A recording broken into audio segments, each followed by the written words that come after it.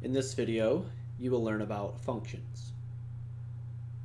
Now, when we say a function by definition is a relationship between two sets of values called the domain and range, where each member of the domain is assigned to exactly one member of the range. So for example, if we are dealing with birthdays, and here we have Peter, Meg, Chris, and Brian. And Peter's birthday is January 8th. Meg's birthday is also January 8th. Chris's birthday is March 5th. And Brian's birthday is February 6th. We have here on the left side, these values are called the domain. And then on the other side, these values are called the range. So domain goes on the left, range goes on the right. And as we get more into algebra, we will soon learn that domain will be our x values, and range will be the y values. Okay, and a function, by definition, is where each member of the domain, or each x value, is paired with only one y value. Okay, so this would be a function because every x value is with only one y value. So yes, Peter and Meg both have the same birthday, but Peter only has one birthday. Meg only has one birthday. Okay, so this would be a function. And we can write these as ordered pairs because if these are our x values on the left and these are our y values on the right, we can write them together with x and y as an ordered pair. So for Peter, Peter goes with January 8th. So Peter, comma, January 8th would be an ordered pair. The x is paired with y. Meg goes with January 8th as well. So we can write that as Meg, comma, January 8th. So this shows that Meg's birthday is on January 8th. For Chris, he goes on March 5th. So we can write that as Chris, comma, March 5th. And Brian goes to February 6th. So Brian can be written with comma and then February 6th after. So ordered pairs simply show which values are paired together.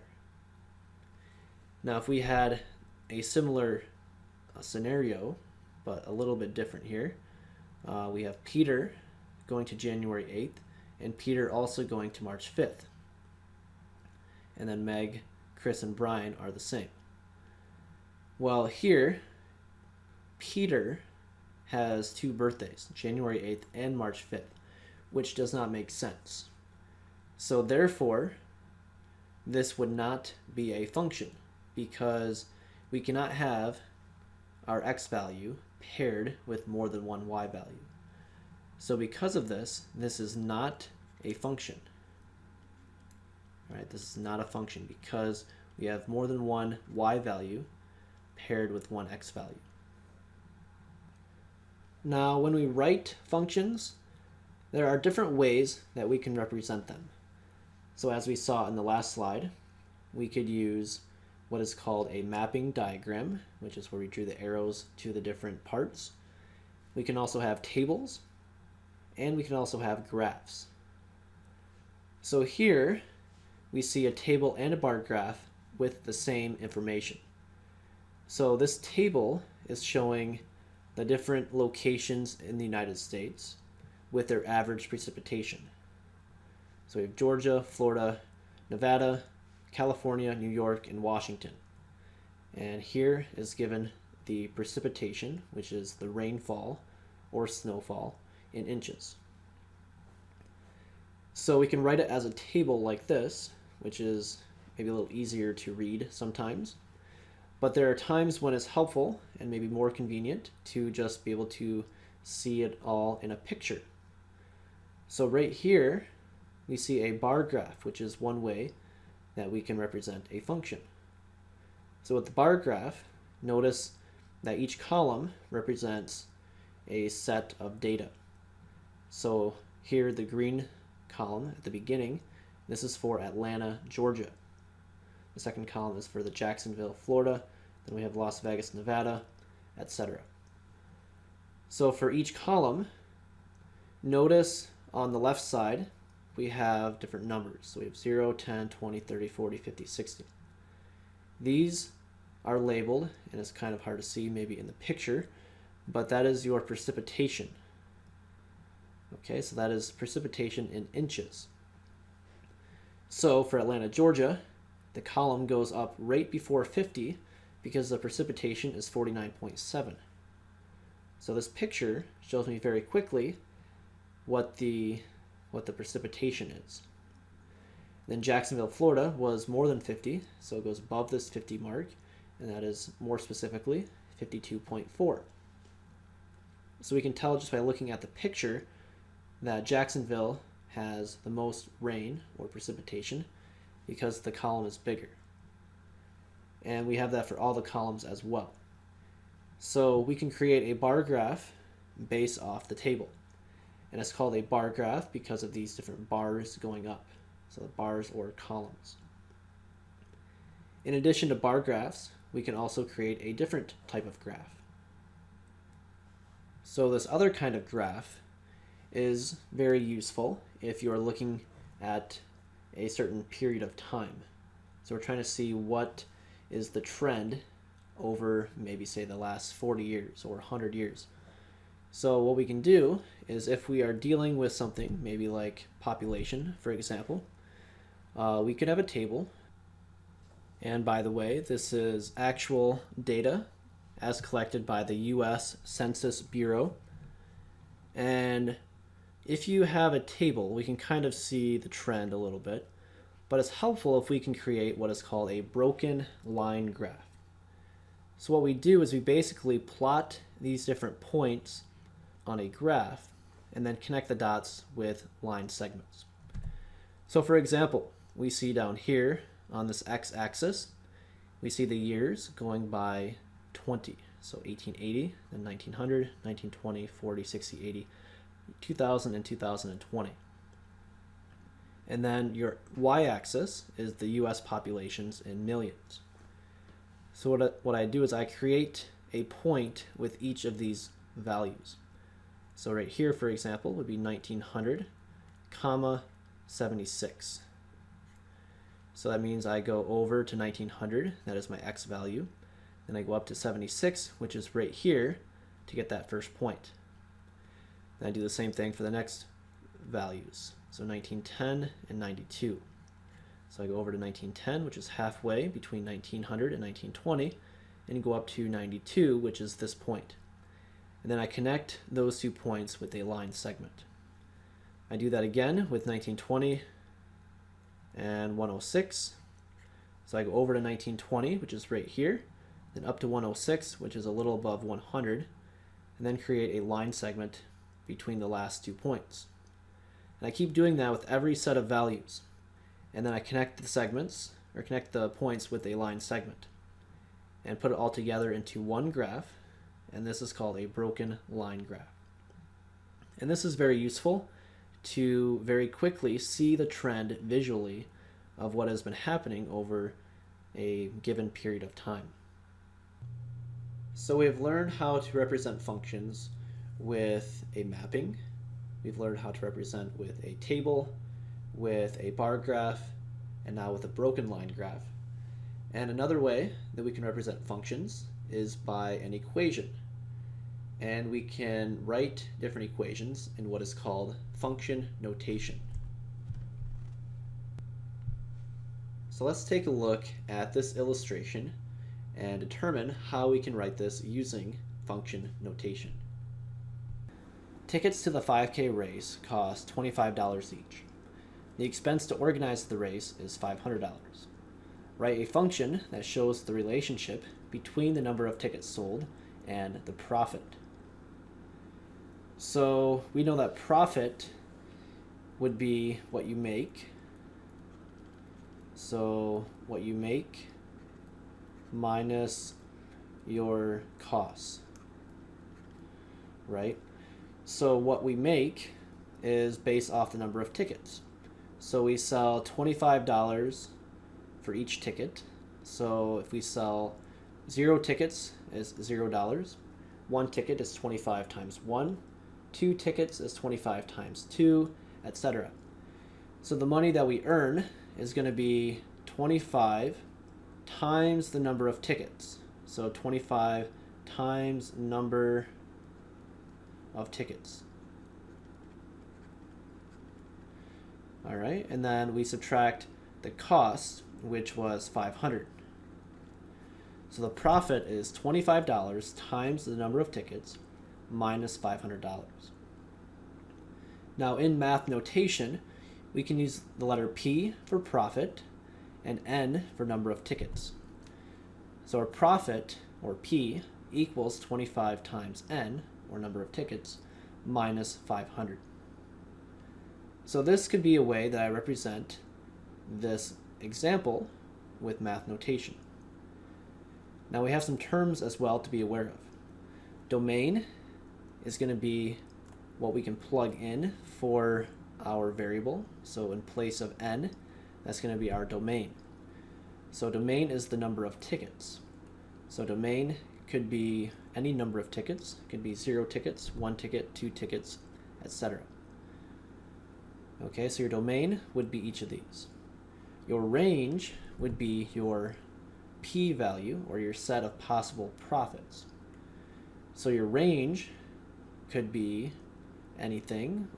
Once we plug a 0 in, we have 25 times 0 minus 500. So that'd be negative 500 is one possibility for my p-value. If we sell 1 ticket, it's 25 times 1 minus 500. That's negative 475. If we sell 2 tickets, it's going to be 25 times 2, so $50 minus 500. That gives me negative 450. And that would continue for however number of tickets that we sell. All right, so this is your range, all the possible profits that I could have earned. Now looking back here at this equation I created, there are different ways in which I can represent this equation. I have, first of all, what is called arrow notation.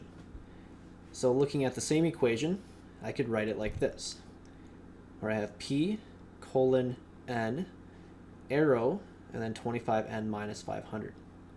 What this means in English is the function P that assigns 25N minus 500 to the variable N. Okay, this is one way to write this. And this is actually not used as often as the following. The following is function notation. And we can write this in function notation as P parentheses N equals 25N minus 500. So we simply put a parentheses and N right here. And we put an N here to show that our function is in relation to N. So the profit is in relation to N. Whatever N is, that's going to give me back out my profit. So in English, we would say this as P of N equals, and that should be 25N minus 500. So 25N minus 500. And now let's work more with this function notation. Now let's spend a few more moments and get more familiar with both arrow notation and function notation. So here we are to list the range of h colon x mapped to x squared minus 2x plus 3 if the domain D equals negative 2, negative 1, 0, 1, and 2. So this is an arrow notation. It might be easier to write this in function notation. So this can be written in function notation as h of x equals an x squared minus 2x plus 3. Okay, so this is function notation. Above is arrow notation. So what I want to do is I want to use this domain, negative 2, negative 1, 0, 1, and 2. And we're going to plug in these numbers in place of x and figure out what I get back out. Because the domain, by definition, are x values. And range, by definition, would be your y values, or what you get back out. Okay, so in this case, instead of y is h, but same concept. And by the way, this function notation, I can actually think of this as y equals x squared minus 2x plus 3. This is all really the same thing. So function notation is really another way of writing y equals something. So if it's y equals something, we know how to solve for y by plugging in numbers for x. And we're doing the same thing here. So in this column, we have our different x values that we're going to plug in. So -2, -1, 0, 1, and 2. And what I'm doing is I'm plugging these in for x squared minus 2x plus 3. So in place of x, I put in these different numbers. So for -2, we're going to have -2 squared minus 2 times -2 plus 3. All right, so -2 squared is 4. So we have 4, and then -2 times -2 is a plus 4. So 4 plus 4 is 8. 8 plus 3 gives me 11. Then I plug in -1 in for x. I have -1 squared minus 2 times -1 plus 3. -1 squared is positive 1. 1, and then -2 times -1 is a positive 2. So 1 plus 2 is 3. 3 plus 3 is 6. Then we can plug a 0 in. We have 0 squared minus 2 times 0 plus 3. So 0 minus 0 plus 3, that equals 3. Next we can plug a 1 in. So we have 1 squared minus 2 times 1 plus 3. 1 squared is 1. 2 times 1 is 2. So 1 minus 2 is -1. The -1 plus 3 is going to be 2. And then lastly, we plug a 2 in. So we have 2 squared minus 2 times 2 plus 3. 2 squared is 4. 2 times 2 is 4. So 4 minus 4 is 0. 0 plus 3 would give me 3. So right here, the 11, 6, 3, 2, and 3, that is my range. Those are the y values, or the values that I get back out when I plugged in these different things for x. So we can write the range out like this, but this is not usually too helpful because how do we know which y value went with which x value? So what I can do is to show that a particular domain value is paired with a particular range value, we can use function notation, or we can write as an ordered pair. So using function notation, we would say for this first one right here that h of -2 equals 11. Okay, remember looking right here at h of x equals x squared minus 2x plus 3. We said x was -2, right? We plugged -2 in for x. We plugged in here and here. So plug in -2 in for x, we now have h of -2. And when I did that, when I plugged -2 in, 11 was my answer. Okay, looking at the h of x function again, if I plug -1 in, we now have h of -1 equals something. And we found that when we plugged -1 in, we got a 6 back out. So I can write this in function notation as h of -1 equals 6. Same thing now with the 0. We plug a 0 in for x. We now have h of 0 equals 3, because when we plugged a 0 in, we got 3 back out. For the next one, we plugged a 1 in for x. So now we have h of 1. And when we plugged a 1 in, we got 2 back out. So h of 1 would equal 2. And then lastly, with the 2, we plugged a 2 in for x. So now we have h of 2 equals, and that was equal to 3 when we plugged the 2 in. So h of 2 would equal 3. So we have this written in function notation to show that the -2 goes with 11, -1 with 6, and etc. We could also, in addition, write this as an ordered pair. So all of this is just different ways to write the same thing. Okay? If we wanted to, we could write this as -2, 11. Because when we plugged a -2 in for x, we got back out 11. So -2 is my x value, 11 is my y value. Here we have -1, 6, 0, 3, 1, 2, and then 2, 3. Because for each of these, our x values are listed here. Our range, or our y values, would be this on the right side. So like I said, all these are different ways of writing the exact same thing. Let's work a little more with this different notation. Here we have arrow notation. If we wanted to, we could write this in function notation. So this would be f of x equals 2x squared plus 3x. So here we are told to find f of 0, f of 2, f of negative 4, and f of 5. So notice how in place of x, I put in these different numbers like 0 or 2 or negative 4 or 5. That's what I'm doing to figure out what each of these are. I'm plugging these numbers in for x. So plug it in over here for x as well. So here's a little table with all this information. So f of 0 is right here in this first row, and in this column we see our function. So f of 0 just means I plug a 0 in for x. So I have f of 0 equals 2 times 0 squared plus 3 times 0. So 2 times 0 is 0, plus 3 times 0 is 0. So 0 plus 0 equals 0. So f of 0 would equal 0. For f of 2, I plug a 2 in for x, so now I have 2 times 2 squared plus 3 times 2. 2 squared is 4, 4 times 2 is 8, 8 plus 6 equals 14. So all of that equals 14.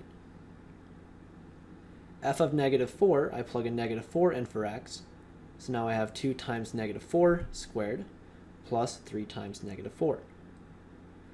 Well, negative 4 squared is a positive 16, times 2 is 32, and then here 3 times negative 4 is negative 12, so I have 32 plus negative 12, which gives me 20. So f of negative 4 is 20. And then lastly, with f of 5, we plug a 5 in for x. Now we have 2 times 5 squared plus 3 times 5. 5 squared is 25. 25 times 2 is 50. 50 plus 15 gives me 65. So f of 5 would equal 65. And so we have our different solutions, and this is one way we can write our answer. And if we really wanted to, we could write this in an ordered pair as well, but there's not really need to unless you are being asked for the ordered pair. And that concludes our lesson for today. We will see you next time.